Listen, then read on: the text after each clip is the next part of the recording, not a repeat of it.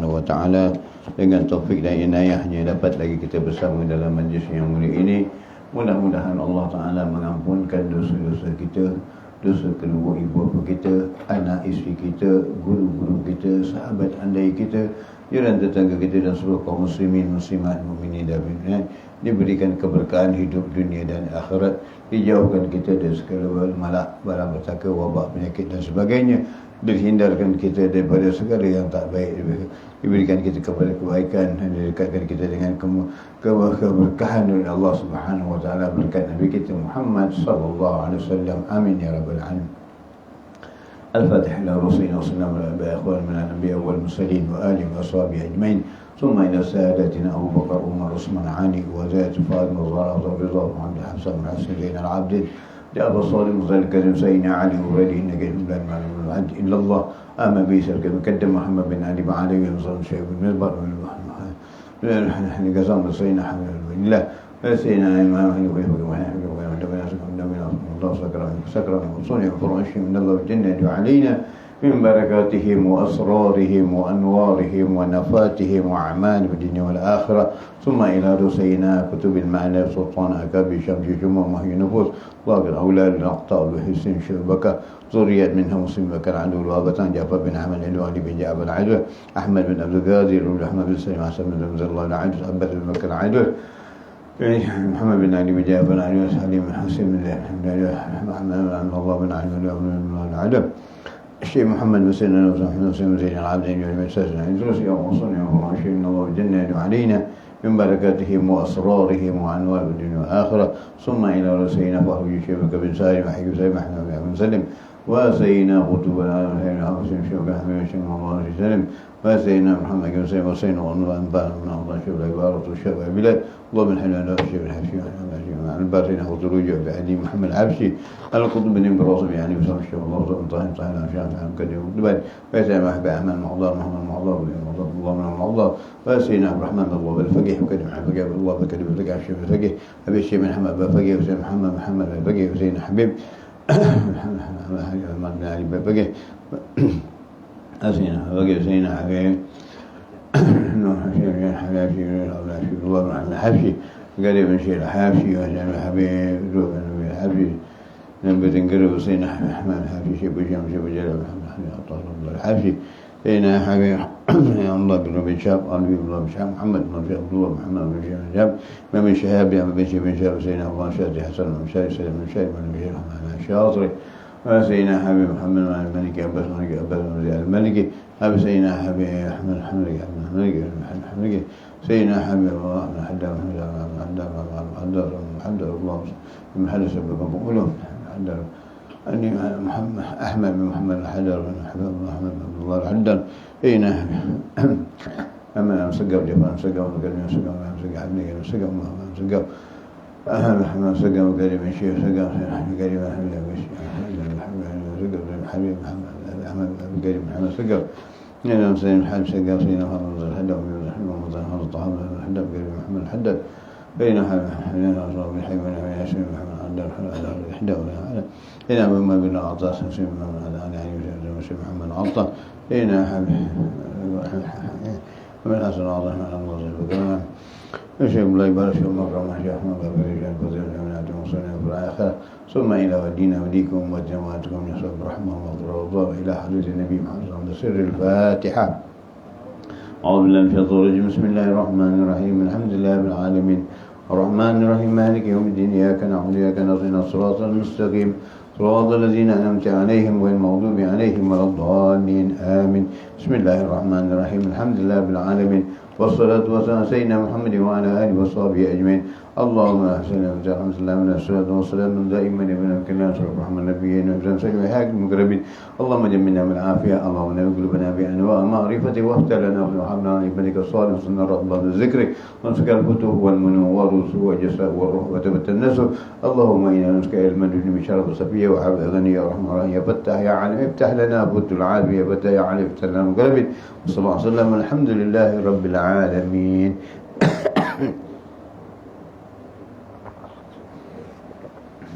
نعم. اللهم صل وسلم وبارك عليه وعلى آله يا سيدي يا رسول الله يا من له جاه عند الله إن المسيئين قد جاءوا لذنبي يستغفرون الله يا سيدي يا رسول الله يا من له جاه عند الله إن المسيئين قد جاءوا لذنبي يستغفرون الله يا سيدا رسل هادنا هيا بغار إلينا الآن يا همة سادة الأقطاب مدينة صدق والسر يا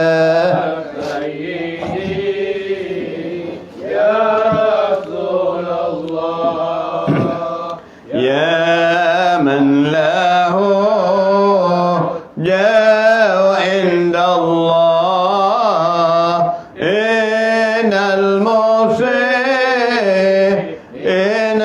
قد جاءوا لذنبي يستغفرون الله نادي صفي الله ذاك ابن عيسى سادات ثم المقدم ولي الله غوث الورى قدوة الغداد يا سيدي يا رسول الله يا عند الله إن المسيئين قد جاءوا لذنبي يستغفرون الله ثم الوجه لدين الله صاحبنا خارق العادات سيدا كامل الأواب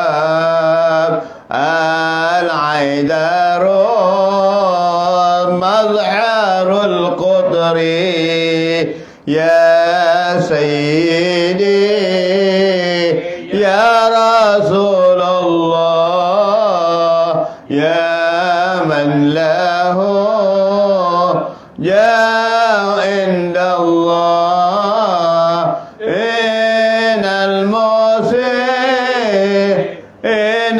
قد جاءوا لذنبي يستغفرون الله قوموا بنا واكشفوا عنا يا سادتي هذه الأسواق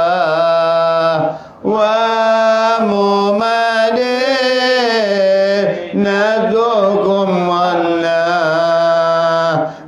من جملة الشر والبلوى يا سيدي يا رسول الله يا من له جاء عند الله إن المسيئين قد جاءوا لذنبي تغفرون الله يا أهل العهد والنسب الأسنى والعلم والحلم والتقوى بجدكم وبكم تنجاب سبل البريات يا سيدي يا رسول الله يا من له جاء عند الله إن المسيئين قد جاءوا لذنبي تغفرون الله اللهم صل وسلم وبارك عليه وعلى آله بسم الله الرحمن الرحيم نويت التعلم والتعليم والنفع والانتفاع والمذكرة والتذكير والإفادة والاستفادة والحث على التمسك بكتاب الله وسنة رسول الله صلى الله عليه وسلم ودعاء إلى الهدى والدلالة على الخير وابتغاء وجه الله ومرضته وقربه وثوابه ولا حول ولا قوة إلا بالله العلي العظيم وصلى الله على سيدنا محمد النبي الأمي وعلى آله وسلم والحمد لله رب العالمين. Alhamdulillah. Muka surat bab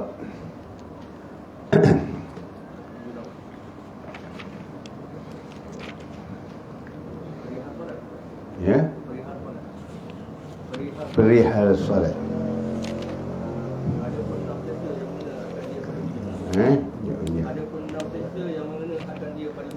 Nanti kejap perihal salat dulu bab.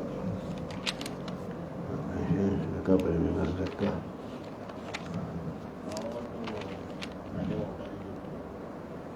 Perihal bukan kelebihan perihal salat perihal salat faedah ayat 1000 dinar tu bukan? Adapun nafsu yang mengenalkan dia pada dunia.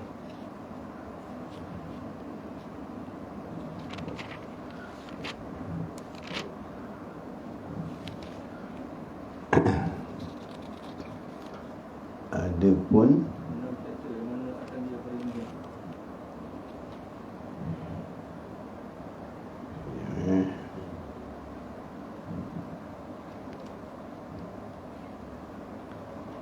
Siburina dah lepas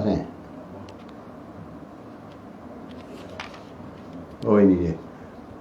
Dan yang kedua adapun 6 seksa. Bismillahirrahmanirrahim. Qala radhiyallahu ta'ala wa nafa'ana bihi fid din wa dunya wal akhirah. Diterangkan di sini adapun 6 seksa, mana orang yang meninggalkan akan sembahyang itu disiksa oleh Allah 15 siksaan. 15 siksaan. Jadi 6 daripada siksa itu adalah siksa dunia. 3 setekala hendak mati, 3 di dalam kubur dan 3 lagi di akhirat. Ini berlaku di akhirat. Maka pada setelah itu sekali itu bertemu dengan adapun 6 siksa mengenai akan pada dunia. Yang pertama, ditinggalkan berkah umurnya. Jadi umurnya tak punya berkah. Kenapa macam dia tak ada berkah? Kerana bermaksiat. Dan solat itu adalah perintah Allah yang mana salat itu adalah perintah Allah, yang mana salat itu adalah hukum yang tertinggi. Dan salat itu kata Nabi SAW membezakan di antara orang kafir dengan orang Islam. Beza orang kafir dengan orang Islam adalah salat. Meninggalkan salat, kata setengah ulama, kafir. Tapi ada ulama mengatakan kalau menidakkan salat maknanya saya uzur tak boleh sembahyang. Alasan itu hal dia dengan Allah Subhanahu Wa Taala. Tetapi apalah salat? Salat apa dah gitu ni, bukan salat pun sama aja. Engkau kubur kau, aku kubur aku. Ini berucap seperti itu hilang imannya. Dah kata ulama boleh dihukumkan kafir kerana memperlekehkan salat. Kerana salat itu adalah perintah Allah yang tertinggi sekali, yang mana salat itu diberikan oleh Allah Ta'ala kepada Nabi SAW dengan pertemuan di dalam peristiwa Isra' dan Mi'raj. Jadi inna salatan ha'anil fahsya'i wal munkar. Salat itu mencegah dari perkara-perkara yang munkar. Jadi pertama, bila meninggalkan salat hilang berkat. Kerana dalam peristiwa Isra' Mi'raj saja Allah sebut allazi barakna haulahu liru'min ayatina. Di sekelilingnya aku memberkati. Kerana Allah nak berikan keberkahan benar dengan kelebihan akan salat itu. Jadi di sekelilingnya diberkati. Apabila meninggalkan salat, hidup tak ada berkah, umur tak ada berkah. Apa yang dikatakan berkah? Berkah itu adalah amal yang membawakan kepada kebaikan. Maknanya dulu buruk bertambah baik, baik bertambah baik, dan dari tempat yang baik kepada tempat yang baik. Ini namanya berkah. Berkah itu tak boleh dicari, tak boleh dibeli, tak boleh apa. Itu Allah Ta'ala yang memberikan keberkahan. Bagaimana terjadi kepada zaman-zaman para nabi-nabi, pada Rasulullah, pada zaman para awliya, para salihin, dan begitu juga pada ini keberkahan. Dan pertama yang ditarik Allah Ta'ala dalam dunia ini tadi keberkahan. Keberkahan yang berlaku. Kerana hidup dalam rumah tangga tak ada aman, dalam keadaan bersahabat memperfitnah, ini semua hilang keberkahan. Dan sebab itu untuk mendapat keberkahan seperti ini, keberkahan yang kita hendakkan berkekalan, maka pergaulan kita dengan pergaulan orang yang berbaik, pergaulan kita dengan orang yang mendekati dengan Allah SWT, pergaulan kita dengan orang yang mentaati Allah. Jadi pergaulan kita kalau pergaulan dengan orang yang bermaksiat, kita takut, kita tertarik kepada maksiat. Bila bercampur dengan maksiat tak ada berkah. Jadi pergaulan itu sebabnya para ulama memberatkan tentang pergaulan, percampuran. Siapa yang kita campuri, siapa yang kita gauli, ini keberkahan. Kalau tak ada campur, tak ada berkah, hancur. Sebab itu pada zaman Rasulullah SAW, kita tengok bagaimana Nabi memberikan makan kepada orang dalam peperangan Khandaq dengan seekor kambing yang kecil yang pernah kita ceritakan. Itu salah satu keberkahan. Yang sedikit boleh makan yang banyak, yang sedikit boleh makan orang banyak, orang banyak boleh makan, padahal bendanya sedikit. Bendanya sedikit. Ini keberkahan. Yang ada dapat keberkahan ini yang Allah berikan kepada hamba-hamba yang soleh, kepada hamba-hamba yang taat kepada Allah Subhanahu Wa Taala. Jadi bila keberkahan itu datang, yang pertama keberkahan yang kita nak lihat dalam rumah tangga kita sendiri. Jika selalu berselisih faham, bergaduh, tak aman, fitnah, isteri membenci suami, isteri begini, suami begini, ini tak ada keberkahan. Apalagi dalam rumah itu salat, bermain-mainkan, anak tak diperintahkan untuk salat, anak waktu salat anak dibiarkan, tak dipanggil, tak dikejut, tak ini keberkahan akan ditarik oleh Allah Subhanahu Wa Taala. Ini kerana kita meremehkan perintah Allah Subhanahu Wa Taala. Jadi pertama yang diberi oleh Allah Ta'ala tentang orang yang meninggalkan solat ialah ditarik keberkahan umurnya. Ya, apa pun tak ada berkah. Bagaimana hidupnya mewah, tak akan ada keberkahan. Mewah, biasa mewah, tapi tak mencukupi. Keberkahan sedikit mencukupi berkah. banyak tapi tak mencukupi. Sejak anak gaji 20,000, 30,000 sebulan, pendapatan 20,000, tapi sampai cukup bulan rasa macam tak mencukupi. Orang tua yang tuai getah kat kampung sebulan 1,000 je cukup untuk beri makan anak 10. Kita hari ni 20-30,000 pun belanja tak cukup. Ada je tak cukup, ada sangkut. Sebab keberkahan ditarik tanpa kita sedari. Ini kita fikir. Jadi siasat, kenapa berada di dalam rumah tangga kita perkara seperti ini? Mesti ada sesuatu yang tidak kena dalam perintah agama. Mesti ada tersilap, mesti ada sesuatu yang tak benar. Jadi itu kita siasat supaya kita ambil dalam kehidupan bermacam-macam kehidupan yang kita lalui dengan keadaan hidup kita berbagai-bagai macam ragam dan seruka maknanya itu hidup. Jadi keberkahan salat, bagaimana tentang salat pertama, dijaga salat kita. Kalau kita punya pekerja kita diwajibkan salat. Kalau yang beragama Islam diperintahkan salat. Bagi pekerja kita yang hari Jumaat bekerja, tinggalkan, gantikan yang lain, ataupun tak perlu tutup sebentar, tunaikan salat. Kalau tidak, kita tak benarkan kita yang menanggungnya. Ini dia. Sebab itu kita kena jaga baik tentang salat. Jangan memperlekehkan salat. Jika tidak salat, zuhur sampai asar tak salat, disebabkan kerana kita tak beri waktu kepada mereka. Jika mereka mati hari itu, petang tu mereka mati, belum salat lagi, bagaimana? Apa yang akan dijawab oleh kita dengan Allah Subhanahu Wa Taala? Saya nak salat, tak ada peluang. Saya kena kerja, saya kena ni. Ini dia. Ini yang kita harus berhati-hati. Saya punya kawan tu, seorang Allah irham, namanya Haji Muhsin, Masya Allah, orangnya tegas. Beliau apabila sampai pada waktu jam 11 atau jam paling tinggi jam 12, tutup pejabat-pejabatnya, perintahkan semua kaki tangannya pergi, yang lelaki pergi solat Jumaat. Pergi solat Jumaat. Jadi kita ingat baik-baik. Yang kedua, menyapu Allah Ta'ala akan tanda orang salihin daripada mukanya. Ini yang kita takuti. Maknanya apabila tak salat, tak berwuduk. Bila tak salat, tak berwuduk. Bila tak wuduk, wuduk itu adalah silatul mu'min. Wuduk itu adalah cahaya bagi orang Islam.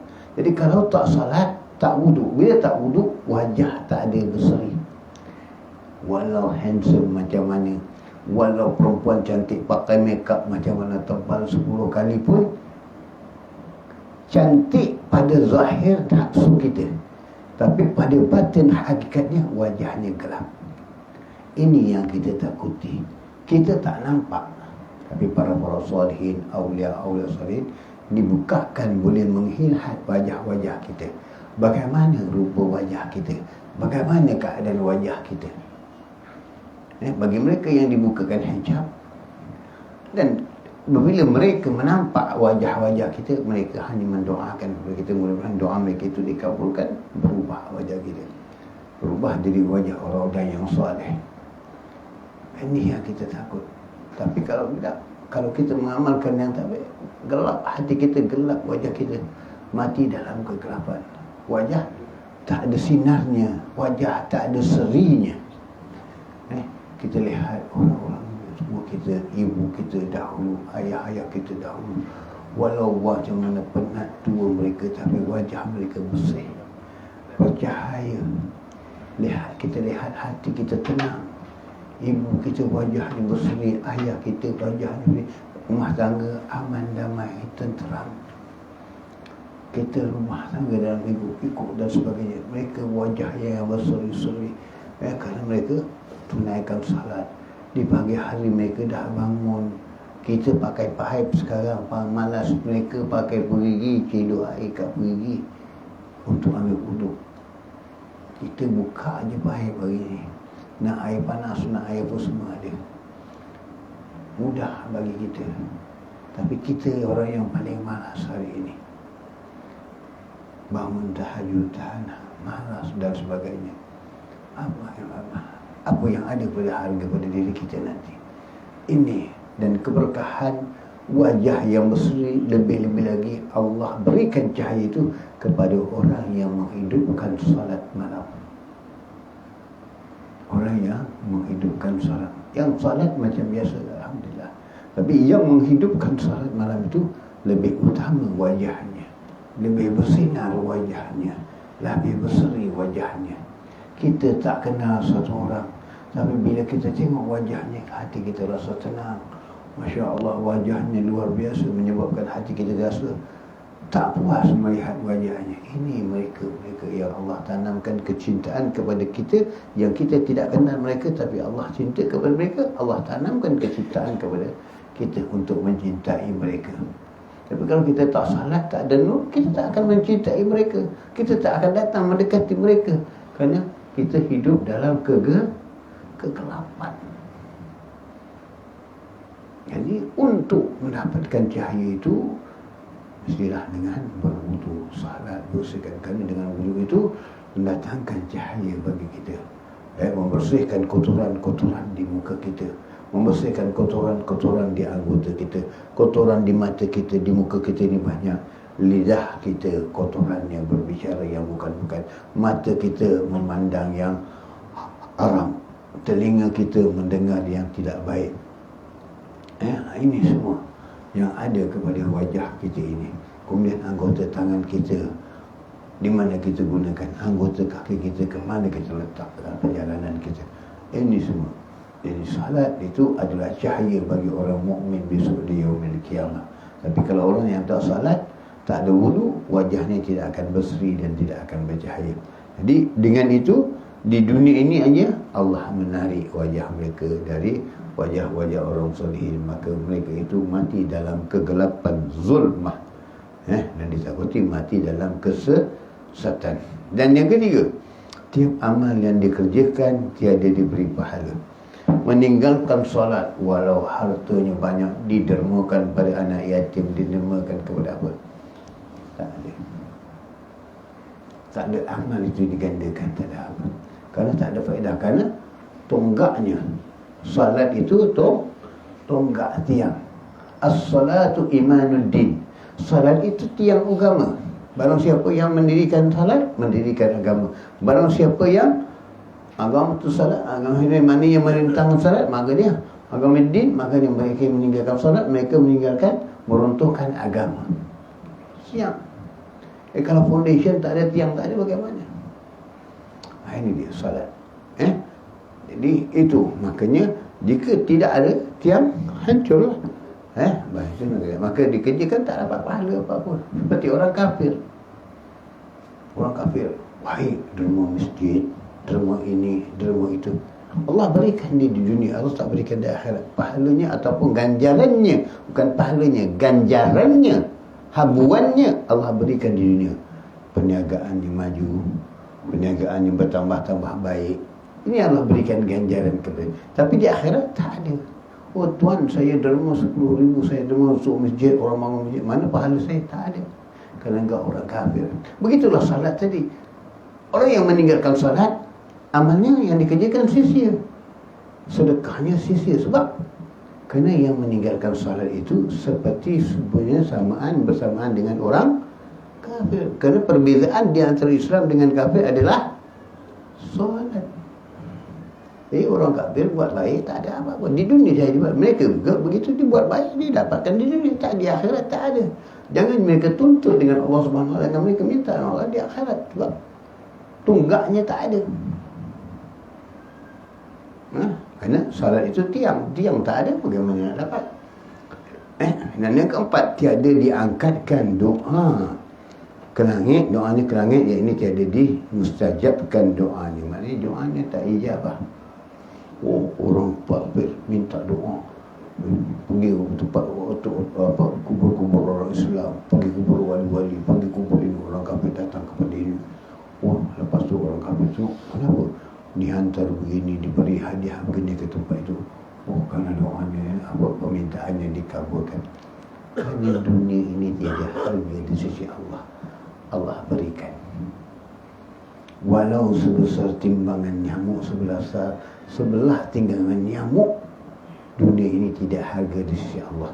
Kalau sebesar sebelah timbangan sekepak nyamuk itu ada harga dunia ini, insya-Allah nescaya orang kafir akan Allah beri walau seteguk air. Jadi yang dapat orang kafir dapat, dunia tak ada harga di sisi Allah. Ambillah. Kerana kamu itu sampai masanya kamu mati tak bawa harta, tinggal. Apa yang ada? Yang kamu bawa apa? Aman. Begitu juga yang ini. Kamu tak ada doanya, tak diberkati. Kemudian tak ada diijabahkan doanya, tak ada dikabulkan doanya, dan hilang. Ya, maknanya tak ada diangkat oleh Allah Ta'ala. Kalau dia dapat, saya minta hajat, pergi hantar orang sembahyang hajat, pergi dapat. Dapat hanya untuk dunianya. Tapi bila dapat itu, kita akan lihat fitnahnya akan datang kemudian. Allah beri, tapi fitnahnya akan menyusul kerana tak berkat. Bila tak berkat, fitnah akan menyusul. Pasti ada fitnahnya, pasti ada perkara yang tidak baik akan timbul dari perkara itu nanti. Pasti. Ini dia, kita kena ingat, kita kena jaga baik-baik. Pasti. Dan kemudian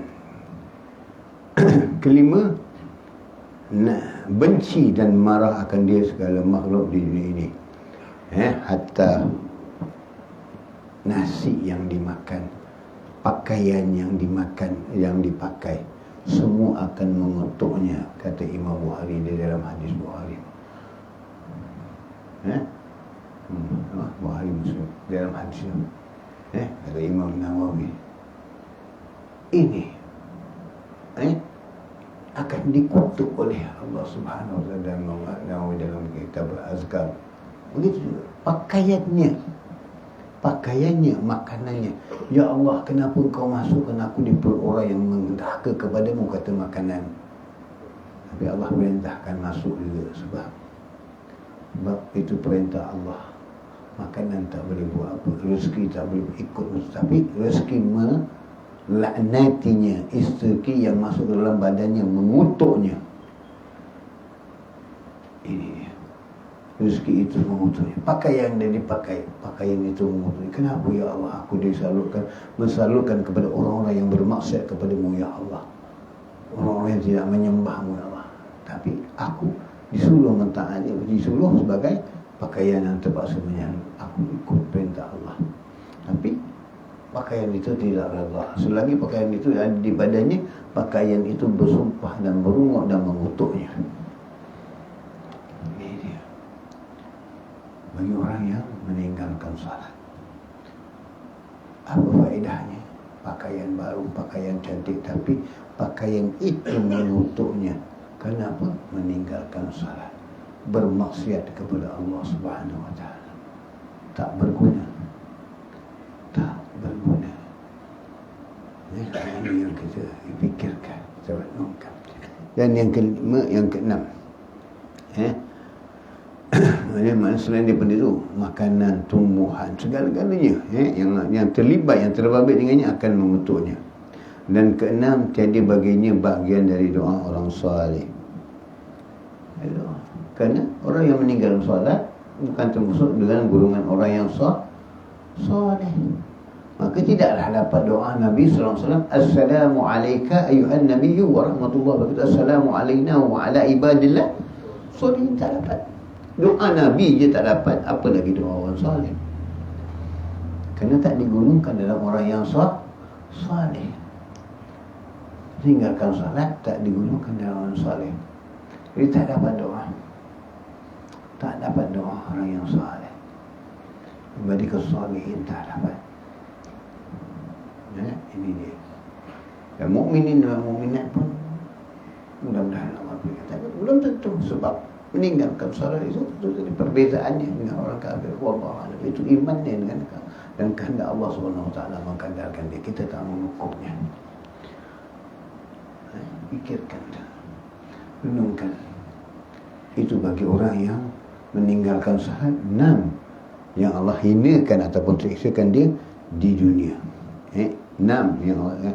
Ada pun 3 siksa yang mengenai ini pada ketika matinya. Yang pertama, mati dalam kehinaan.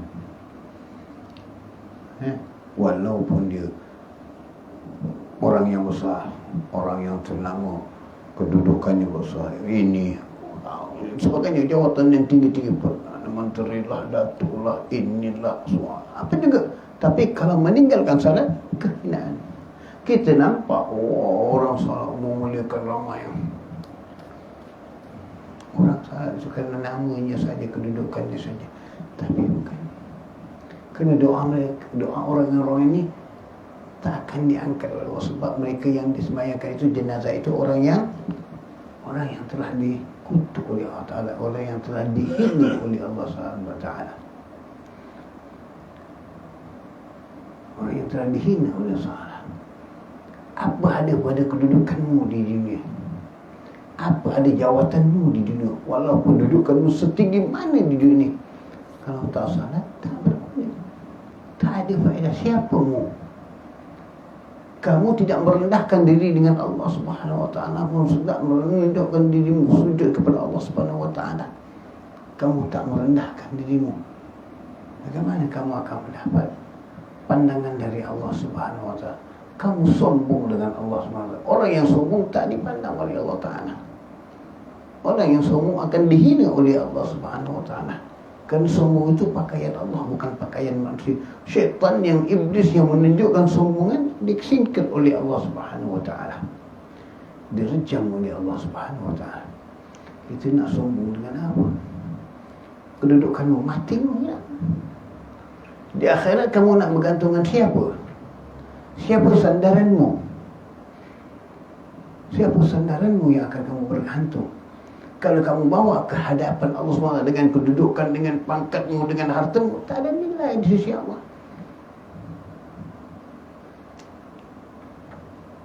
Kalau harta itu bernilai, harta itu boleh menjadikan takaran tebusanmu dengan Allah Subhanahu Wa Taala, nescaya para ulama mengumpulkan harta itu. Nescaya Rasulullah SAW mengumpulkan harta kalau boleh jadi tebusan. Harta tak ada nilai. Sebab itu para salihin, para awliya tidak menghiraukan tentang harta dunia, tidak mempedulikan harta dunia, karena bagi mereka tak ada nilai. Harta yang membawa kepada ketaatan itu saja. Tapi ketaatan ni kalau bawa kepada kebaikan, kamu sedekah. Sedekahmu kalau kamu salat diterima oleh Allah. Kalau kamu tak salat, sedekahmu tak diterima oleh Allah SWT. Apa yang ada? Apa yang ada? Ini dia, tak berguna.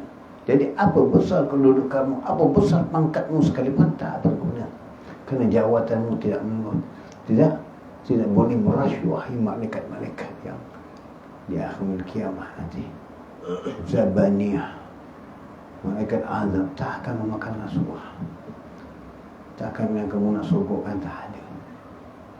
Di dunia dengan sogokkan, dunia dengan tipu daya, dunia dengan penipuan, permainan dan sebagainya.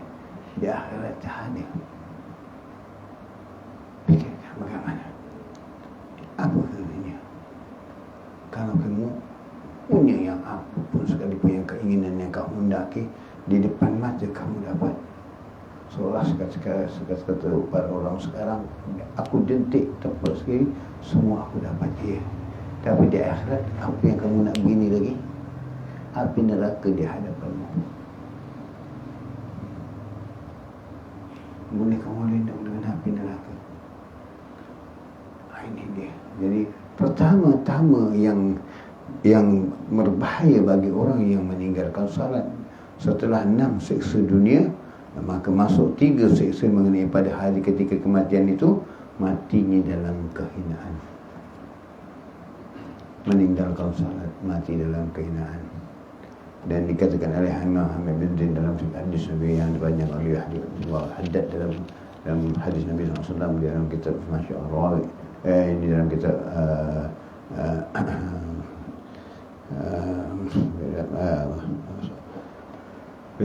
kami sahih kitab Astagfirullahaladzim, kitab Allah Haddad dalam tasbih, bukan tasbih buat Astagfirullahaladzim.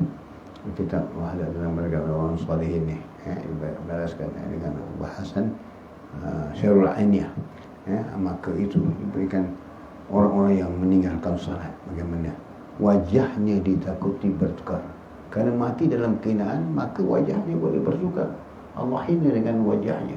Mungkin mati wajahnya seperti hindir, mungkin wajahnya mati kita lahat namanya, wajahnya seperti manusia, tapi hakikatnya hindir, hakikatnya wajahnya hitam, wajahnya buruk, wajahnya seperti macam-macam. Ini yang kita takuti. Maka apa kata Nabi ni? Yang kedua, mati pada lapar dan mati dalam keadaan yang dahaga yang meluasa. Ini yang ditakuti. Makan atau dalam keadaan lapar. Maka setekala dalam sakaratul maut datang iblis menyerupai ibunya, dalam syaitan menyerupai ayahnya dan sebagainya. Wahai fulan, kau dalam keadaan lapar, kau dalam keadaan dahaga, akulah ayahmu. Syaitan, iblis menyerupai. Kerana bila tak salat, tak pergi masjid, tak bercampur kau dengan orang saleh, tentu tempatnya berbeza, pergaulannya berbeza, tak sama dengan orang saleh, tak akan pergi ke tempat orang saleh. Jadi bila tinggal salat, tak ada tempat pergi ke tempat orang yang saleh. Maka bila tak belajar dengan orang saleh, tak menuntut ilmu. Bila tak menuntut, dia tak belajar tentang agama. Bila tak belajar tentang agama, maka tatkala matinya dalam sakaratul maut, iblis merupai, wahai fulan, aku ini ibumu, wahai fulan, aku ini wajah ayahmu.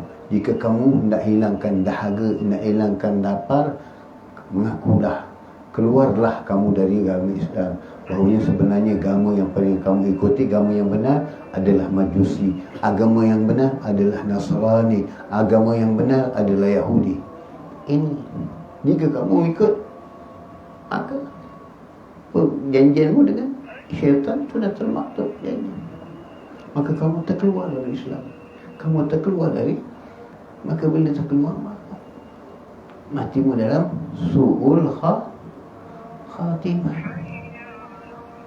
Matimu dalam su'ul khatimah. Untuk menghadap ini bagaimana? Jika tidak kita menghadiri majlis-majlis ilmu, kita jika mendekati dengan para ulama, dengan salihin, kita kan tak dapat ini. Yang mati dalam keadaan yang paling lapar. Itu apa juga yang kamu lapar, apa dituahkan kepada kamu semua. Maka yang diberi kamu makan apa? Iblis kata, ini kamu aku bawakan makanan untukmu, kamu makan. Jika kamu mengaku bahawa agama Majusi itu benar, maka jika kamu mengucapkan, maka diberikan makan. Apa yang diberi makan?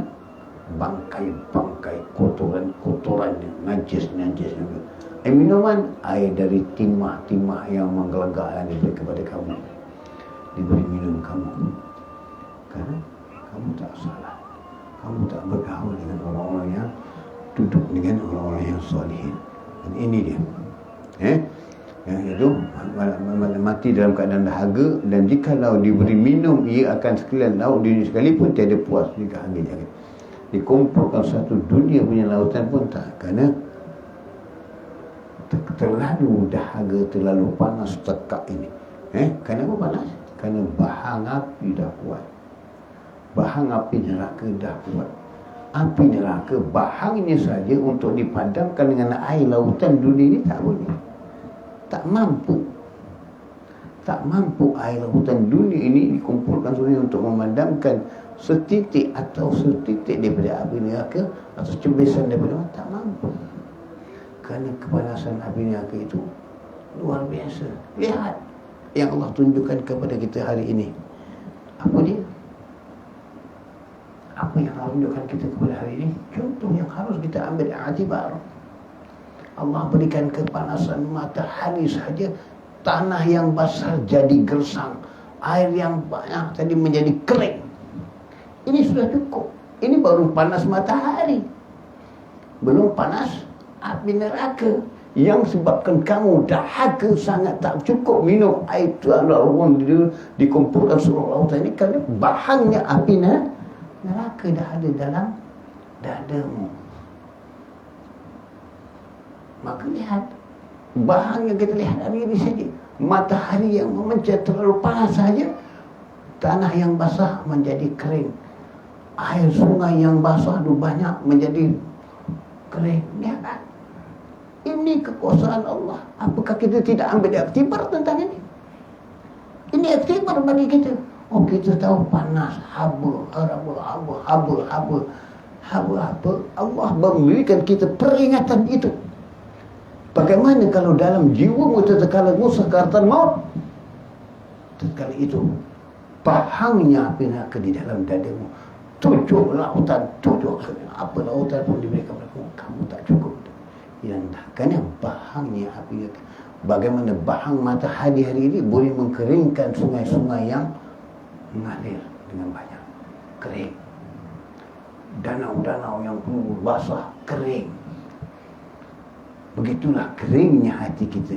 Begitulah keringnya dada kita. Menyebabkan apabila ditongkakkan air yang banyak sekalipun tak akan mencukupi. Cuba kita fikirkan. Mudah untuk menghadap sakaratul maut. Apa persediaan kita? Apa yang kita fikirkan? Ini contoh bagi Allah. Hari ini kita bahang. Bahang yang ada dalam kita, maksiat yang ada pada kita, kita tak fikir. Dosa yang ada kita, dapatkah kita husnul khatimah ataupun dapatkah kita kebaikan dalam hati kita? Husnul atau husnul? Fikirkan persiapan apa yang kita nak buat. Itu sebab yang dahaga kita dinikmati tadi, buatlah apa air sekali seluruh dunia ini kumpulkan tak cukup.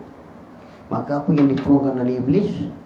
Yang dituangkan oleh iblis adalah timah-timah yang menggelegak, yang dituangkan ke dalam mulut orang-orang yang meninggalkan salat. Maka hancur segala hatinya, hancur lebur segala-galanya. Maka tidak ada lagi hati untuk berzikir dengan kalimat La ilaha illallah. Lebur.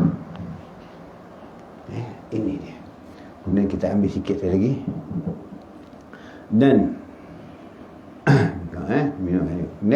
dan ada pun 3 seksa mengenai akan jadi kubur. Kita ambil sampai sini dulu kubur. Yang pertama, dipicit Allah Ta'ala tanya akan kuburnya. Dipicit dihempit. Dihempit Allah Ta'ala di kubur. Jadi kubur yang luas menjadi sempit dihempitan. Bumi menghempitnya menjadi sempit sampai bertemu tulang rusuknya. Terkeluar tulang rusuk dari kiri ke kanan, kanan ke kiri. Ini azab yang pertama. Belum lagi datang ujal Suratul Iqra. Bagaimana dalam kuburnya yang akan memagutnya, akan mematuknya, kerana meninggalkan salat. Dan kedua, dinyalakan atasnya api yang bernyala dalam bara api yang api malam dan siang. Jadi dalam kubur itu panas. Api neraka telah dinyalakan di dalam kubur ini. Bagaimana? Jadi kita lihat kadang-kadang ada orang yang digali kubur ni berasap. Kenapa?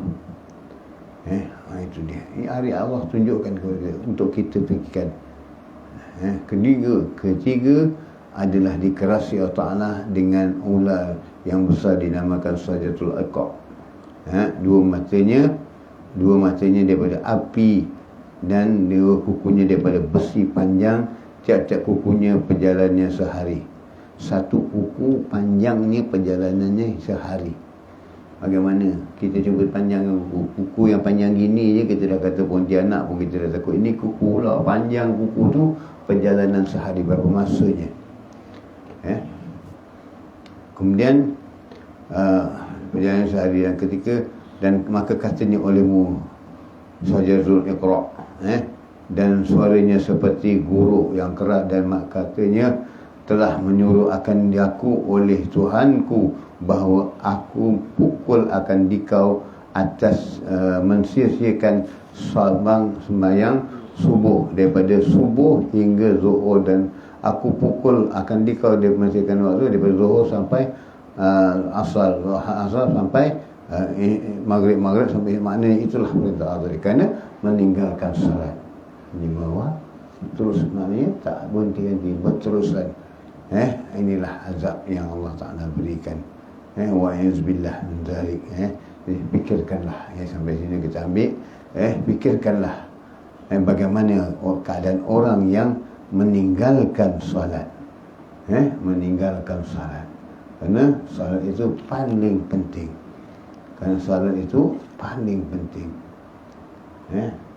Jadi jangan meninggalkan solat atau mempermainkan solat. Fikirkan baik-baik. Dan jangan mempermudahkan solat, memperlekehkan solat. Hari ini banyak orang memperlekehkan. Apalah solat, sama aja. Kubur kau, kubur aku, kubur aku, kubur aku. Dah.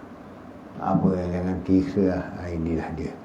Hari ini begitulah, kerana kamu belum merasai akan azab dari Allah Subhanahu Wa Taala. Yang seperti ini Allah akan azab dan fitnahkan dia sebelum di akhirat lagi. Di dunia kamu akan merasai nanti. Wa'idzubillah min dhalik. Begitu kita Allah lindungkan, Allah jauhkan dari kita, mudah-mudahan berkat Nabi kita Muhammad sallallahu alaihi wasallam. Amin ya rabbal alamin. Ini dulu kita ambil.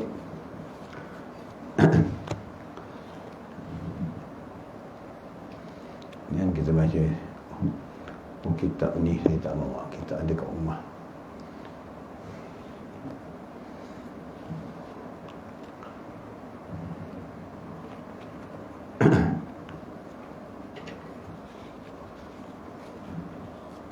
Kemudian kita sambung daripada Ibn Athaillah yang mengatakan, jika engkau mencintai Allah, bersihkan dirimu dari aib. Ibn Athaillah berkata, jika kau mencintai kekasih, kau tidak akan bisa menjumpai sebelum engkau merasai layak untuk menemani, iaitu sebelum membersihkan dirimu dari berbagai cela yang kamu lakukan. Maknanya merindui kekasih, makna kamu nak berjumpa dengan kekasih, maknanya yang kamu bawa adalah perkara-perkara dunia, yang kamu bawa adalah perkara-perkara yang menyenangkan hati kekasihmu. Kamu datang jumpa kekasihmu yang di dunia, maka kamu bawa kepada kekasihmu itu perkara-perkara yang menyenangkan hati kekasihmu tentang dunia ini. Yang kamu datang dengan wajah yang berseri dengan kekasihmu, kamu datang dengan membawakan hidangan makanan, hadiah dan sebagainya. Tapi bagi Allah, Allah tak memerlukan itu. Kerana Allah tidak serupa dengan makhluk. Kerana Allah yang memberi kamu rezeki, kerana Allah yang memberi kamu nikmat semuanya. Jadi Allah tidak mengharapkan itu. Jika benar kamu menjadikan Allah sebagai kekasihmu, maka kamu datang dalam keadaan membersihkan dirimu, mensucikan dirimu dari segala aib, segala dosa, segala munkarat yang telah kamu lakukan. Maknanya kamu kembali kepada Allah dengan keadaan bertaubat. Bersihkan dirimu. Kata Ibn Athaillah, siapa yang mencintai Allah, ia akan membersihkan dirinya dari aib dan cacat. Cacat ini meliputi seluruh bentuk dosa dan kelalaian. Ini adalah nilai harga cinta yang sejati. Keadaannya berbeza dari sekedar mengakui cinta tetapi hati lalai dan melupakan ia yang dicintai. Cinta itu seperti adalah cinta yang dusta dan tidak sempurna. Cinta itu dimulakan oleh penyair yang mengatakan, kau bermaksud kepada Tuhanmu serta menyamakkan cinta. Keadaanmu itu sungguh aneh dan mengherankan. Andai kau benar mencintai, tentu kau mematuhinya.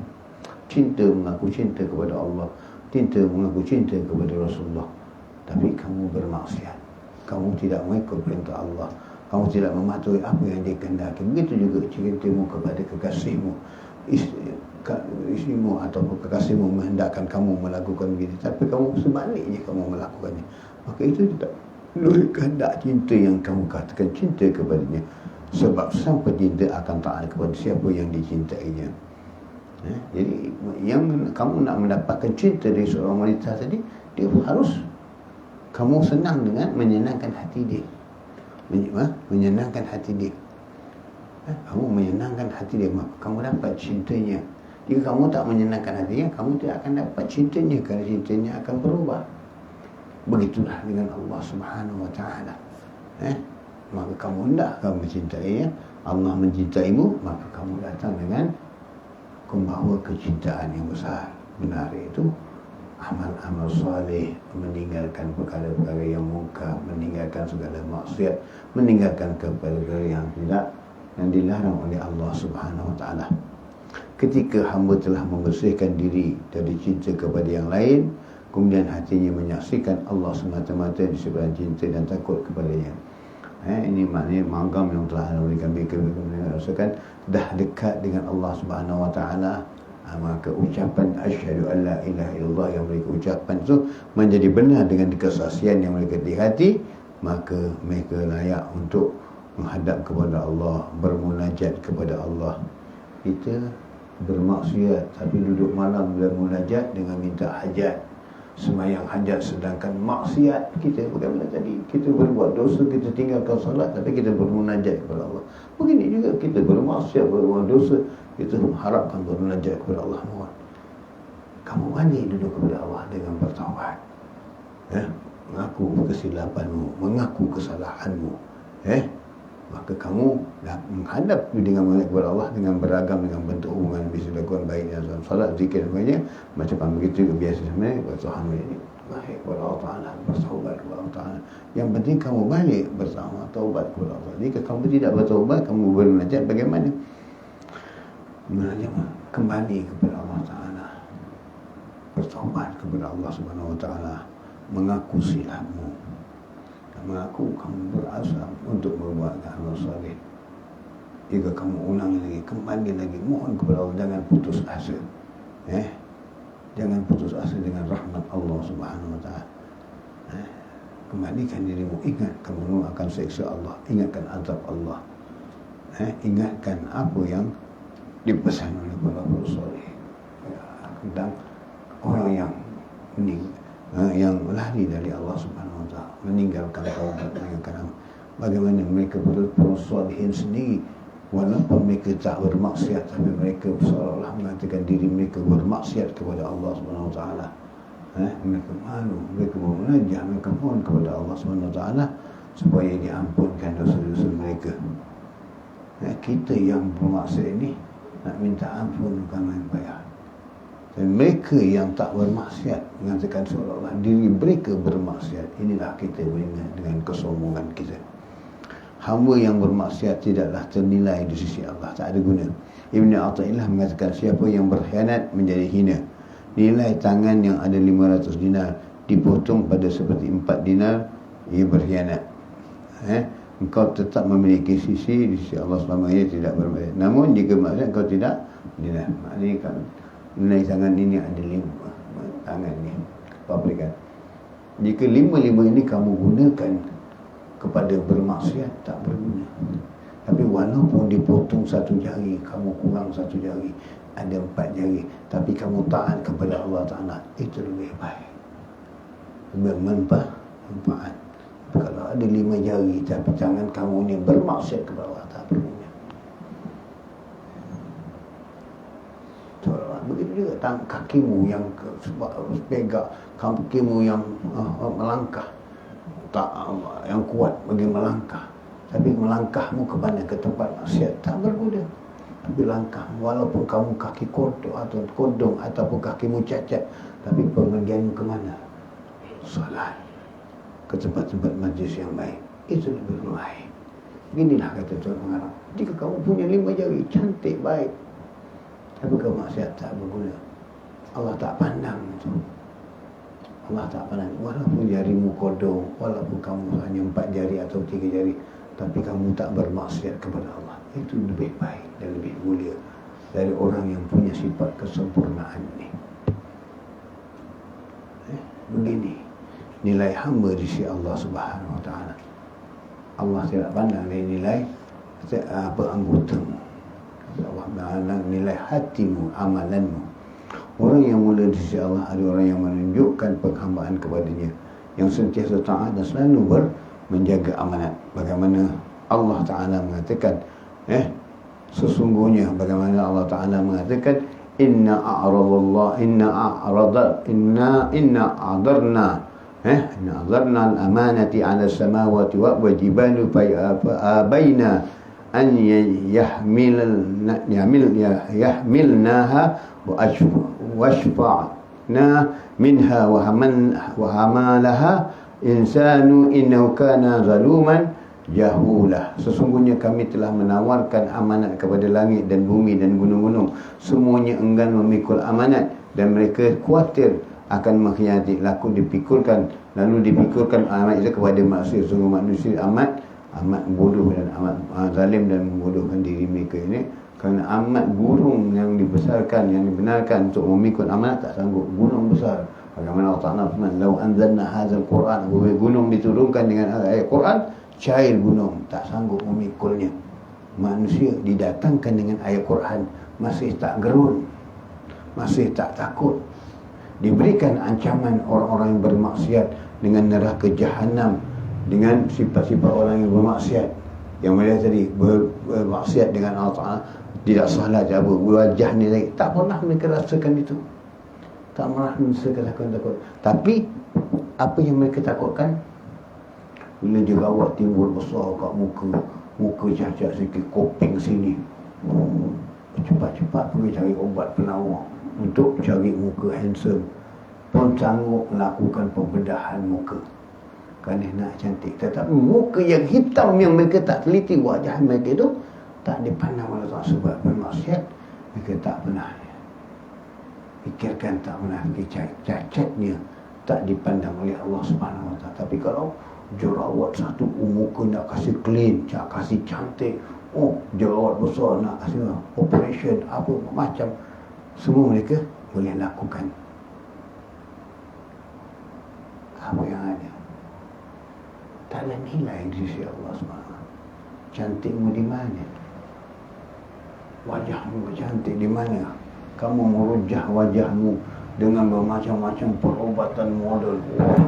Muka kedut dan nanti tegang, muka tegang nanti kedut lagi, macam mana sah? Tak ada apanya. Mati wajahmu berubah. Mungkin lagi 1000 kedut kamu buat ingkar dengan wajah Allah lah. Maka ancamannya, tak boleh dah operation, cantik, tak boleh kena panas, pantang lalang pula, tak boleh sangat-sangat, habis. Tak ada nikmat ni yang sebenarnya. Ini semua tak kita lupa Allah Ta'ala. Nilaimu di sisi Allah sesuai dengan tingkatan penghormatanmu. Rasa takutmu tetap hukumannya, serta keinginanmu mendapatkan redanya. Dengan kata lain, nilai sesuai dengan sejauh mana engkau berjalan di atas jalan Allah yang diperintahkan, yang diikuti. Jika kamu menyimpang dari jalan itu, kamu menjadi hina dan tidak bernilai. Kamu menyimpang. Bila menyimpang, sesat jalan. Bila sesat jalan, kamu menjadi hina. Kalau kamu tak jumpa jalan balik, hancur. Kalau jumpa nyawa, alhamdulillah. Sebagai contoh, Allah memerintahkan hamba-Nya untuk bersikap tawaduk dan melarang bersikap sombong. Itu terdapat dalam banyak ayat hadis Nabi SAW. Ini kita ceritakan tadi tentang sombong tadi. Bagaimana yang sombong, bongkak. Bila sombong ini adalah pakaian Allah SWT. Maka iblis meniru dari yang sombong, hancur. Bila ada sombong, tentu ada satu penyakit lagi, hasad atau dengki. Al-hasadu kama ta'kulun narul hatab. Hasad ini seperti api yang membakar daun-daun, makan daun-daun kering. Bila ada sombong, tentu ada hasad. Bila ada hasad, akan menimbulkan banyak fitnah, akan mengeluarkan banyak fitnah. Apabila menimbulkan banyak fitnah, menimbulkan banyak pengkhianatan, peperangan dan perlawanan, perkelahian, peperangan dan sebagainya. Pekerjaan siapakah yang menimbulkan ini tadi, hasad? Pekerjaan siapakah yang menimbulkan fitnah ini? Pekerjaan siapa? Ialah syaitan, memang syaitan. Tapi bagi manusia, siapakah orang itu? Siapakah orang itu? Itulah mereka yang dikatakan orang munafik. Orang munafik. Kerana orang munafik, yang bagaimana Allah mengingatkan Nabi dalam Quran Al-Karim, ya wahai Muhammad, wahai Rasulullah, jika ada datang kepada kamu orang munafik, kau teliti perkataannya dahulu, nilai perkataannya dahulu. Jangan terima. Hari ini berapa banyak kalimat-kalimat yang menjadikan munafik. Berapa banyak yang dengan itu menjadi fitnah, yang itu menjadi sombong, yang itu menjadi hasad, yang itu memiliki, akhirnya bergaduh antara satu sama lain, berperang sama lain. Karena hasad, dengki, khianat dan sebagainya, sebab menggila isu kesombongan, kerana nak jadi sombong, menggila kedudukan dunia, menggila kedudukan pangkat dan kedudukan. Ini tak kira siapa, baik kamu pembesar, baik kamu siapa, hatta kamu ulama sekalipun. Yang paling ditakuti hasad antara para ulama. Jadi ulama yang berhasad begini, siapa ulama itu? Ulama suk, ulama munafik yang mengamalkan sifat-sifat hasad. Maka carilah ulama yang benar. Sebab itu Nabi mengatakan, yang paling aku takuti fitnah apa atau umat adalah dari kalangan ulama aku, ya, umatku. Siapa dia? Ulama. So, hari ini berapa banyak ulama yang menimbulkan fitnah, bahan mereka itu tergolongan daripada orang-orang yang munafik. Benarnya mereka mengadu domba, mereka menimbulkan fitnah, mereka mengajak kepada peperangan, mereka mengajak kepada kebencian, mereka mengajak kepada kemungkaran, mereka mengajak kepada penafian-penafian yang telah dibuat oleh para salafus salihin. Ini hari ini siapa sifat orang yang munafik ini? Karena orang yang munafik hatinya tidak tenang, hasud. Bila hasud tentu ada sifat sombong dan sebagainya. Ini mereka seseorang yang mendapat kedudukan, mereka hasud, mereka dengki, begini orang-orangnya. Ini ya, bagi orang yang benar, hatta siapa pun yang diberikan oleh Allah kedudukan, mereka tak jadi rusing, tak dia. Aku tak diangkat, tak ada masalah. Ini aku tak diangkat, kenapa dia diangkat? Sebab apa mereka dimuliakan? Sebab apa? Aku siapa? Ini sebab mereka itu. Kerana mereka itu seolah aku yang patut, hanya keseparangan sombong, bongkar, hasad, dengki dan sebagainya. Maka timbullah ini perkara-perkara ini. Maka untuk membenci mereka itu, maka mereka atur bid'ah, mereka atur fitnah, mereka atur apa? Mereka membawakan perkara-perkara yang mungkar, yang tak benar. Mereka mengada-ngadakan bermacam-macam. Ini kita harus fikirkan, kita harus renungkan. Mereka itu tergolongan dari orang-orang munafik. Bagaimana Allah Ta'ala berkata, aku akan memalingkan orang-orang yang menyombongkan diri di muka bumi tanpa alasan yang benar.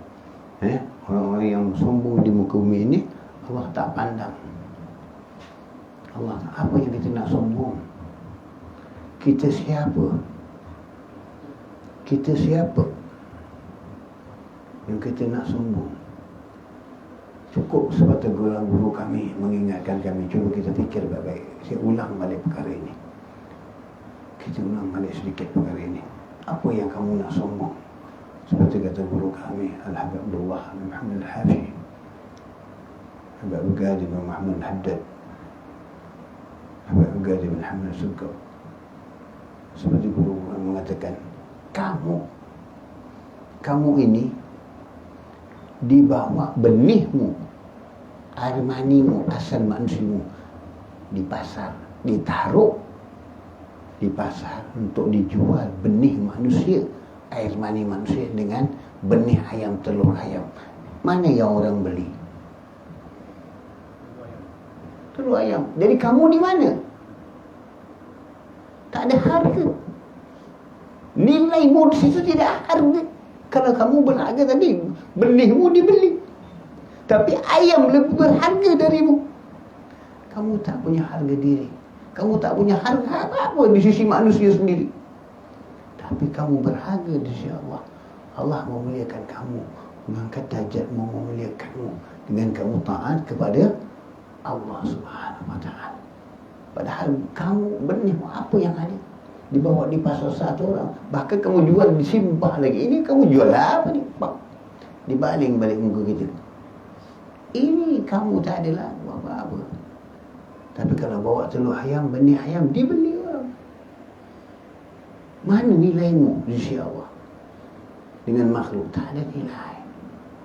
Bila kamu melakukan ketaatan, melakukan kebaikan, menilai di sisi Allah SWT. Itu yang Allah muliakan kepadamu.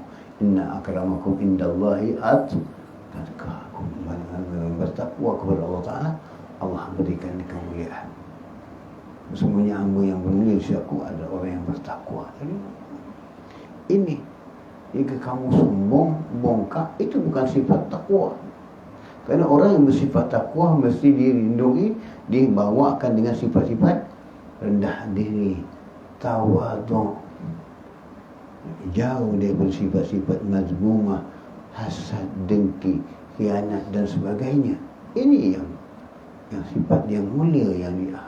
Maka itulah yang Nabi anjurkan, orang ulama anjurkan kepada sifat itu termasuk dalam ciri-ciri akhlak Nabi SAW. Itulah akhlak. Bagaimana kita? Bagaimana kita renungkan hasad dengki kita tak habis-habis, memfitnah orang tak habis-habis, mencari salah orang tak habis-habis, menghina orang tak habis-habis. Sifat siapa yang kita bawa? Ini bukan sifat orang Islam, bukan sifat hamba yang bertakwa, tapi inilah sifat munafik. Tapi kita letakkan di hati kita, dan kita berdamping dengan orang-orang munafik. Benar, kamu cakap betul, kamu cakap saya setuju. Inilah kita. Inilah keharuan kita. Inilah kehidupan kita hari-hari. Di mana langkah-langkah kita? Siapa membenarkan orang munafik? Kita sendiri. Kita sendiri.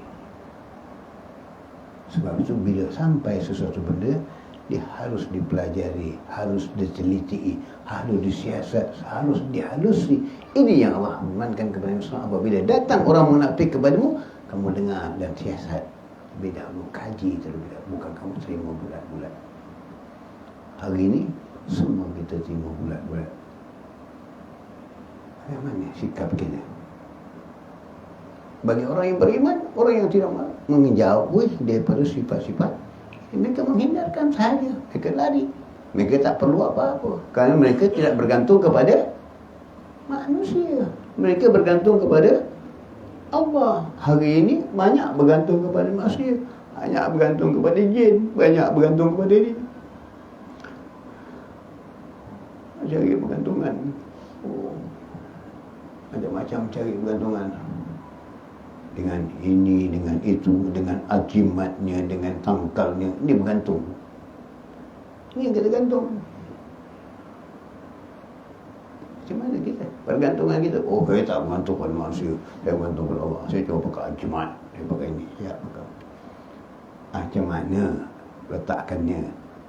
Pernah Nabi meletakkan azimat kepada seorang. Bagaimana caranya, bagaimana pakaiannya? Itu dia. Dan kita pun, wah, pakai ajimat juga. Oh, pakai ajimat ni kebal. Suruh buang ajimat.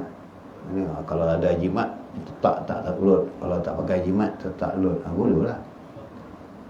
Kau tidur, orang buka ajimat, letaklah. Habis. Ajimat apa yang ada? Tak ada. Yang penting ketaatanmu kepada Allah. Itulah pemeliharaan Allah. Apa yang kamu pakai? Nak pakai ajimat apa? Nak pakai ilmu apa? Kamu yang penunduk, nak tundukkan orang. Kamu tak tunduk dengan Allah, bagaimana? Kamu tak malu dengan Allah. Kamu nak umur pengasih, orang kasih, orang cantik. Kamu cantik, tapi kamu tidak cantik di sisi Rasulullah. Kamu tidak cantik di sisi Allah SWT. Oh, pakai susu, pakai ini. Matimu diazabi. Sebelum matimu diazabi. Kamu nak cantik apa? Apa yang kamu dapat daripada perbuatanmu itu? Sia-sia, bahkan tak berguna, akan menyakitkanmu di akhirat, akan diberi balas kepada Allah Ta'ala tanpa kamu sedari. Fikirkan dan renungkan. Apa yang kita nak cari tentang dunia ini? Nak kaya, nak cantik, itu jadi kata. Kalau 5 jari pun, kalau kamu bermaksiat tak guna. Tapi kalau 4 jari, tapi kamu taat kepada Allah, itu lebih baik. Jadi apa yang kecantikan yang ada dengan dirimu? Kamu pakai kecantikan aku, tak ada berguna. Oh, dengan pakaian yang cantik, memikat orang, tak berguna. Kerana pakaian itu akan membakarmu.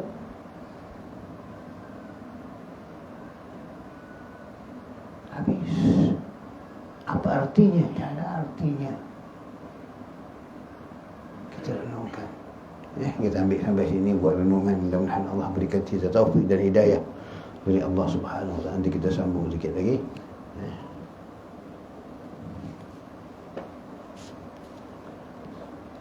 Dan kitab ni saya tinggal di dalam, tak apalah.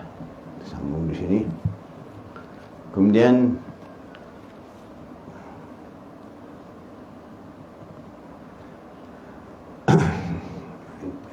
dan baginda Nabi SAW, kita sambung lagi berkenaan dengan nasihat yang bahasa oleh Abdullah Al-Haddad qala radhiyallahu ta'ala wa nafa'ana fid dunya wal akhirah. Baginda Nabi SAW menggulungkan orang-orang yang rajin ke masjid, termasuk 7 orang yang dinaungi Allah Ta'ala dengan naungan Arasy, yang tak ada naungan kecuali naungannya. Bagaimana mereka bersabda, Nabi SAW bersabda, wa rajulun qalbuhu mu'allakun bil masajid idza kharaja minhu hatta ya'uda ilaihi. Maknanya bagaimana kata Nabi, 7 golongan yang mendapat lindungan Allah Subhanahu Wa Taala, yang mana mereka itu di hari kiamat tak ada lindungan yang lain melainkan itu. Salah satunya pemuda yang taat kepada Allah, yang rajin ke masjid, yang rajin solat, yang rajin berjamaah, ataupun yang rajin ke masjid, hatinya tersangkut ke masjid dan keluar kerana Allah Subhanahu Wa Taala. Dan pertama yang disabdakan oleh Nabi SAW, sebelum tentang pemuda, Allah beri keagungan dahulu. Siapa yang Allah beri keutamaan? Al-Imamul Adil, pemerintah atau raja yang adil. Bagaimana keadaan nama parti keadilan, tapi tak pernah adil. Minta maaf cakap. Adil di mana? Apa makna adil? Saya tak bacakan parti-parti ini, tidak. Cuma mengatakan ini. Apa makna adil? Ya, adil itu adalah sifat Allah Ta'ala daripada asma' Al-adlu. Adil itu adalah sesuatu yang mana kamu letakkan sesuatu pada tempatnya yang benar. Jika salah, tetap salah, itu adil. Jika benar, itu benar, adil. Jika salah disyakakan benar, itu tidak adil namanya. Itu namanya zalim. Itu saja adil. Hukumannya letakkan sesuatu itu pada tempatnya. Kamu mencarikan anak ini salah, anak ini salah. Tapi kamu biarkan kerana sayang anak ini lebih, kamu mengatakan anak ini salah. Padahal anak ini yang bersalah, anak ini yang tidak bersalah. Tapi kerana sayang kamu, jadi kamu, perbuatan kamu itu tidak kena tempatnya. Bahkan kamu menzalimi. Tidak ada sifat adil. Ini kita kena fikir. Bagaimana kita hari ini? Begitu juga kita dengan seseorang, ataupun dengan teman, atau dengan pekerja kita. Mana keadilan kita? Di mana keadilan kita? Ini yang kita harus kita ingatkan dengan ungkapan-ungkapan, kalimah-kalimah yang kita pembohongan, pemalsuan, penipuan, fitnah dan sebagainya. Ini yang terjadi hari ini. Bila itu semua, maka itu sifat-sifat orang munafik. Kita hanya mendengar sifat-sifat orang munafik. Bila itu orang baik, maka kita akan berlaku adil. Kita akan berlaku adil. Sebab kita salah timbangan. Kita tak mencukupi timbangan. Penimbangan kita salah. Jadi bila timbang salah, tak kena pada tempat, maka bukan sifat Allah. Kerana Allah itu maha adil, maka Allah itu menghukum pada meletakkan sesuatu itu pada tempatnya. Kita tak meletakkan sesuatu pada tempatnya, maka tidak adil. Tapi saat engkau duduk, hendaknya engkau memperhatikan adab dan kehormatannya. Janganlah engkau berbicara yang tidak perlu. Apalagi pembicaraan yang haram. Jika engkau memang ingin membicarakan perkara dunia, maka bicarakanlah dunia. Ini dia. Saya ingatkan lagi sekali. Bila kita duduk dalam masjid, jangan cerita hal dunia. Macam mana meniaga? Meniaga nak cerita luar. Dalam masjid cerita akhirat, bukan cerita hal dunia. Bagaimana dulu kalau kita di masjid Wali Hasan itu, masjid tempat kami lama, dibuatkan satu tulisan yang besar berkenaan orang-orang yang berkata hal tentang dunia di dalam masjid.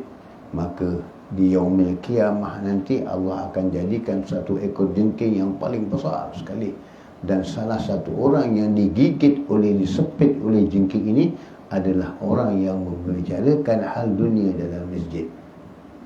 Nak bicara hal dunia, keluar. Tuh, ini dalam masjid nunggu isyak berrokok, dalam masjid berbual. Ini bukan. Ini kerja siapa? Kita katakan kerja siapa? Kalau orang yang solehin tak buat begitu. Kerja-kerja orang munafik. Dalam masjid rokok, dalam masjid kita buat hal dunia. Mudah-mudahan kita tak diterbelah begitu. Tapi jangan bicarakan hal dunia. Nabi larang. Bicarakan hal yang keluar. Nak bicara hal dunia, duduk di luar. Ini bukan masjid untuk rumah Allah, untuk ibadah kepada Allah Subhanahu Wa Taala. Bicara tentang hal akhirat, hal yang manfaat, bukan hal dunia. Nak bicara hal-hal yang lain, duduk di luar. Nak bicara hal partai, nak bicara hal perniagaan, nak bicara hal apa yang berkenaan dengan dunia, di luar, bukan dalam masjid. Hari ini kita duduk sebelah majlis sementara menunggu waktu, berbicaraannya tentang hal dunia. Ini diingatkan oleh para ulama bagi kita, teramat sangat mereka ingatkan daripada kita kecil lagi, pada kita masuk begitu dah diingatkan uskut tentang dunia, bicara hal dunia keluar. Tapi hari ini kita bicara tentang dunia dalam masjid macam-macam. Bicara hal dunia pun dalam masjid. Allahu Akbar. Untuk mencari pengaruh dalam dunia pun di masjid. Allahu Akbar. Fikirkanlah. Berkempen untuk dunia pun dalam masjid. Allahu Akbar. Apa yang ada? Maka itulah kerja-kerja mereka. Jangan sibuk apa pun di dalam masjid kecuali dengan hal ibadah sahaja. Kerana masjid tidak dibangun kecuali untuk sarana beribadah kepada Allah Subhanahu Wa Taala. Bagaimana Allah berfirman, fi buyutin aizanallahu an tarfa'ah wa yadhkura fiha ismuhu. Artinya bertasbihlah kepada Allah di masjid-masjid yang telah diperintahkan untuk dimuliakan dan disebut nama di dalamnya. Bukan yang lain. Dalam ayat yang lain Allah berfirman, wallahu yarzuqu man yasha'u bighairi hisab. Allah memberi rezeki kepada siapa-siapa yang dia kira ini tanpa batas. Jadi bukan nak cerita meniaga dalam masjid. Rezeki kamu di luar, Allah akan berikan. Kamu cerita di luar. Jika hendak masuk masjid, maka didahulukan kaki kananmu dan bacalah bismillah wassalatu ala rasulillah. Allahumma fili dhunubi waftah li abwaba rahmatik. Ini dia doa orang yang masuk masjid. Didahulukan kaki kanan, keluar kaki kiri. Ini baru dikatakan benar. Macam kita nak keluar rumah, kaki kanan, kaki kiri. Saya tanya dulu, keluar rumah, nak keluar rumah, kaki kanan, kaki kiri. Betul kaki kiri? Tapi kau dapat pelangkah daripada guru, keluar kaki kanan. Tok guru lebih betul ke Nabi SAW lagi betul? Tanya sekarang. Pelangkah nak keluar, kalau kau keluar kaki kiri sial. Yang sial tu sebab tak ikut adat Nabi. Nabi kata keluar rumah kaki kiri, masuk kaki kanan. Maka siallah ilmu tu. Ini dia. Nabi dah kata keluar kaki. Hari ini pelangkah mesti kaki kanan. Tak kaki kanan tak mujarab. Buat 7 langkah pula lagi. Apa? Ini yang kita belajar apa?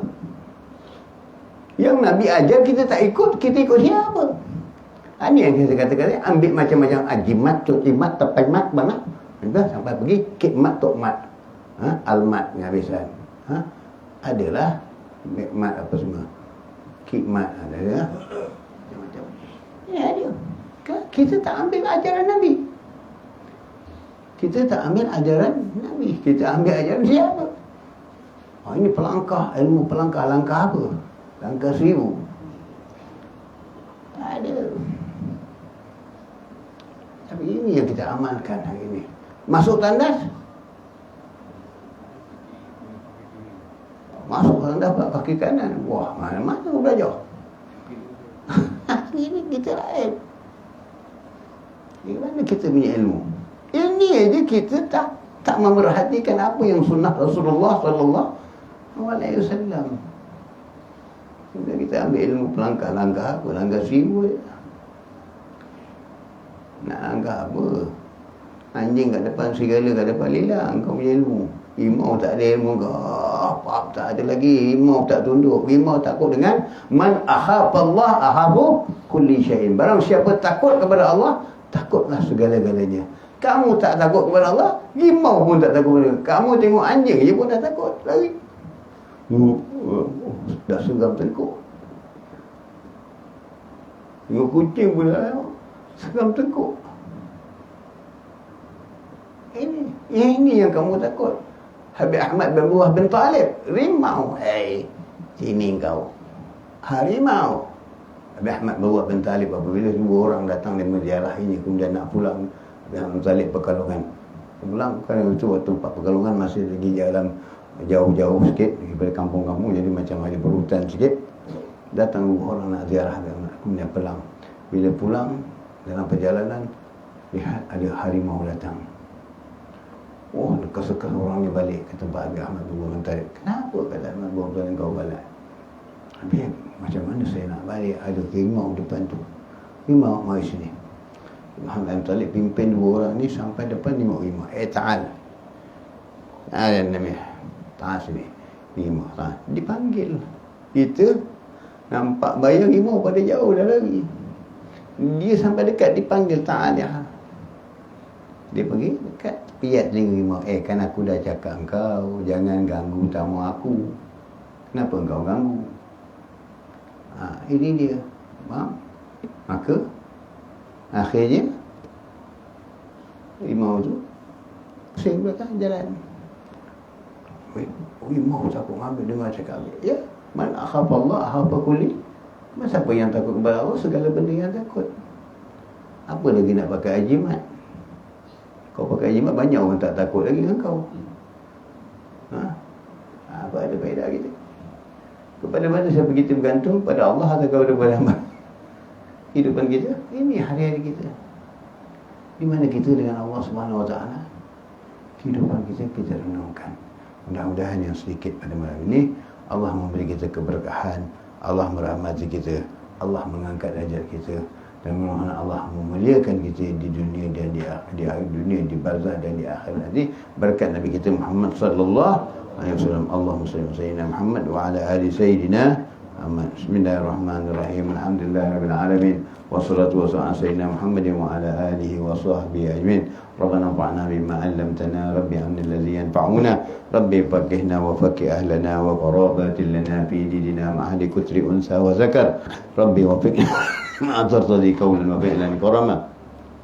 وارزقي كل حلالا دائما وآخر عافية علما نحظى بخير ونفع كل شر.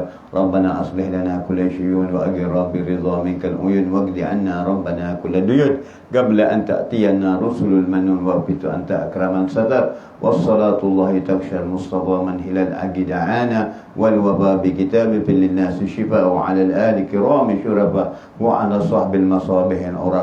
اللهم اهدنا بهداء واجعلنا ممن يسارع في رضا ولا تولنا وليا سوى نخالف أمرك وعصر ونعم الوكيل.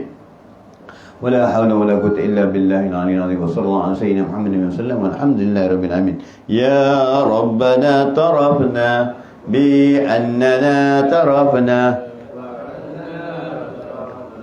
على لظى أشرفنا فتب علينا توبة تغسل كل حوبة واستر لنا العورات وآمن الروعات واغفر لوالدينا ربي ومولودينا والأهل والإخوان وسائر الخلان وكل ذي محبة أو جيرة أو صحبة والمسلمين أجمع آمين ربي فاسمع فضلا وجودا منا لا باكتساب منا بالمصطفى رسولي نهضى بكل سولي صلى وسلم ربي عليه عد الحب وآله وصحبه إدادة الصحب والحمد للإله في البدء وتناهي أبلغ ما قلت على ونبينا من قبل لا إله إلا الله لا إله إلا الله لا إله إلا الله محمد رسول الله صلى الله عليه وسلم كلمة حق عليها نحيا وعليها نموت وعليها بنواصل إن شاء الله تعالى أن ننزل رحمتك يا أرحم الراحمين اللهم ثبت بها بقلوبنا واغفر بها ذنوبنا واصلح بها شؤوننا ويسر بها أمورنا وارفعنا وانفعنا بها يوم لا ينفع مال ولا بنون إلا من أطل الله بقلب سليم بسر الفاتحة.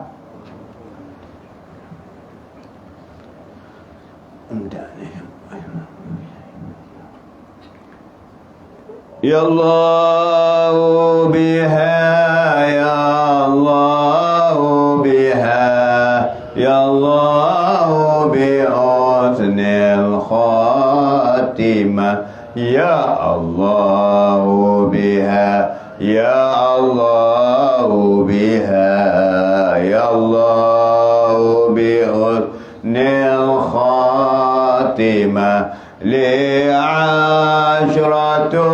أدفي بهم نرى الجحيم الخاتمة المصطفى والمرتضى وابناهما وفاطمة وخديجة الكبرى التي هي لمعالي خاتمة وبعائشة ذات الجمال أم الكمال العالمة وببنت عمران أم سلام تزال الراحمة وبآسيا من أصبحت من كل حول سالمة وبحق جبريل الأمين على صحائف تامة هم خيرتي ودخيرتي في العافية ما طامة وكذاك في دنيا إذا جت الحطب القاسمة وبحقهم يا ذا الجلال وبالصلاة القائمة أتوبنا والمسلمين يا الله من كل عين لامة ومن العدا ومن الردى ومن المصائب أما أدوبنا والمسلم يا الله من كل عين لامة ومن العدا ومن الردى ومن المصائب عامة أدوبنا والمسلمين يا الله ومن كل عين لامة ومن العدا ومن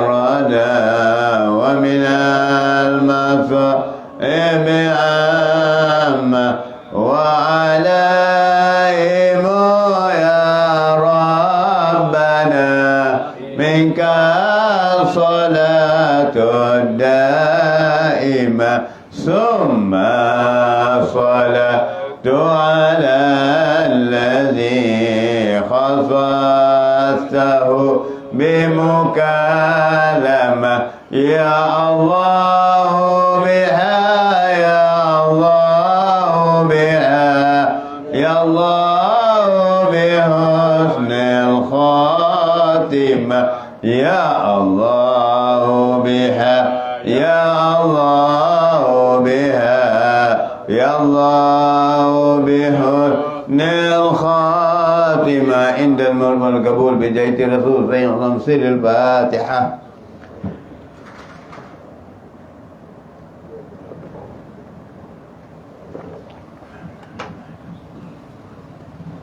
آمين آمين ربنا تقبل منا ونتوب علينا إنك أنت التواب يا سبحان الله بها السلام وآخر دعوانا الحمد لله رب العالمين تقبل الله ومنكم يا كريم قبول إن شاء الله.